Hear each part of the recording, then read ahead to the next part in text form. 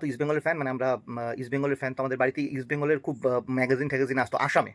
ভাবুন আমরা কতটা, মানে আমার বাবা কতটা ফুটবল ভালোবাসতো। মানে বাঙালি, মানে ওয়েস্ট বেঙ্গলের বাঙালির একটা আলাদা মানে ফুটবলের প্রতি ক্রেজ ছিল আর কি। তো আসামে আমাদের ইস্ট বেঙ্গলের ইয়ে যেত, ম্যাগাজিন যেত, তখন দেখতাম কিষাণু, বিকাশ, এদের ছবি টবি। তো তখন কত বাঙালি প্লেয়ার, কত বাঙালি ফুটবলার দেখতাম। মানে ফুটবলটা তো কিন্তু মানে খুব একটা, আপনারা সবাই জানেন যে খুব একটা মানে কম পরিশ্রমওয়ালা খেলা না, এটা যথেষ্ট পরিশ্রম লাগে ফুটবল খেলতে। সেই খেলাটা যখন বাঙালিরা ওই সময় খেলতো, তো বাঙালি খেলাধুলা করতে পারে না বা অলস একটা জাতি যারা খেলাধুলা করতে পারে না, এরকমটা বলতে পারেন, কিন্তু আমার মনে হয় না আর কি। তো সেই রাজ্য, সেই ওয়েস্ট বেঙ্গল, যারা এরকম বড় বড় ফুটবলার প্রডিউস করতো, এখন আপনি রিসেন্ট টাইমে দেখবেন যে আমরা ইস্ট বেঙ্গল মোহনবাগানের খেলা দেখি, কটা বাঙালি প্লেয়ার ওটার মধ্যে খেলে? কমনওয়েলথ গেমেও কটা বাঙালি প্লেয়ার মেডেল আনতে পেরেছে? জিরো। তো এবার ব্যাপারটা হলো, এই এই যারা বলছে না যে বাঙালিরা অ্যাকচুয়ালি খেলাধুলা করতে পারে না, অলস জাতি, তা আমার এই থটটা আসলো কোথা থেকে?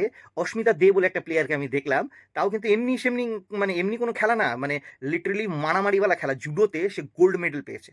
তো মানে মানে এত বাঙালিকে শান্তিপ্রিয় জাতি বা একদম মানে আলু ভাতে টাইপের একটা জাতি বলে বাঙালিরা নিজেরাই পোর্ট্রেট করার চেষ্টা করে। তো মারপিটওয়ালা খেলা আর কি জুডো, সেটার মধ্যে অস্মিতা দে গোল্ড মেডেল পেয়েছে। তাহলে আপনি বলবেন যে মানে ওয়েস্ট বেঙ্গল একটাও পায়নি, অস্মিতা দে বাঙালি পেয়েছে। অস্মিতা দে হলো ত্রিপুরার, ঠিক আছে? অস্মিতা দে হলো ত্রিপুরার বাঙালি, উনি জুডোতে একটা গোল্ড মেডেল পেয়েছে।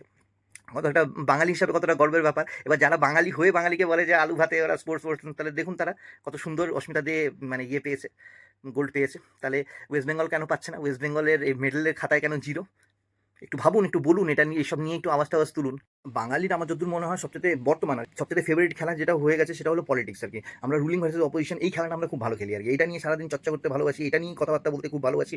কিন্তু এই এই এই খেলাটা খেলেও কিন্তু আমরা দেখবেন না, এই এখন বর্তমান কিন্তু কেন্দ্রে আর রাজ্যে একই সরকার আছে, বা এই সরকারটা 2019-এ কিন্তু 18টা এমএলএ, সরি 18টা এমপি পেয়েছিল। তার আগেও ধরুন যখন কংগ্রেসের সরকার সেন্ট্রালে ছিল, তখন কিন্তু মানে ওয়েস্ট বেঙ্গলের থেকেও কোনো পূর্ণমন্ত্রী দেওয়া মানে সেরকম অর্থে পায়নি। বা রাষ্ট্রপতি, প্রধানমন্ত্রী খুব বেশি বাঙালি হচ্ছে এরকমটাও ব্যাপার নেই।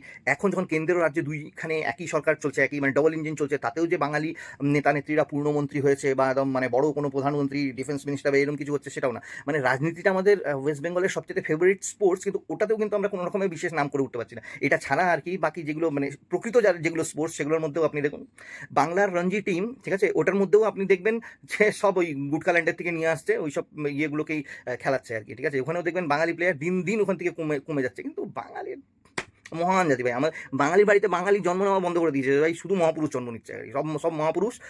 আর মানে বাংলার মানে ডেভেলপমেন্ট, বাংলার প্লেয়ারদের ডেভেলপমেন্ট, যে রাজনীতি করে বাঙালি এত মানে সারাদিন রাজনীতির চর্চা করে, সেখানে কটা রাজনীতিবিদ কেন্দ্রীয় মন্ত্রী হতে পেরেছে, কটা রাষ্ট্রপতি, কটা প্রধানমন্ত্রী, কটা ডিফেন্স মিনিস্টার, হোম মিনিস্টার হতে পেরেছে, সেটাতেও বাঙালির কোনো ইয়ে নেই। বাঙালির অ্যাকচুয়ালি যে ইন্টারেস্ট এখন কোনখানে, এটাই একটা গবেষণার বিষয় আর কি। মানে আপনাদের কি মতামত অবশ্যই জানাবেন। জয় কালী, জয় বাঙালি, ভারত মাতা কি জয়।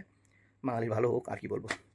জিরো মেডেল ভাবুন, কমনওয়েলথ গেমে জিরো মেডেল বাঙালির, মানে সরি ওয়েস্ট বেঙ্গলের বাঙালির জিরো মেডেল, ওয়েস্ট বেঙ্গলের জিরো মেডেল। খুব দুঃখজনক।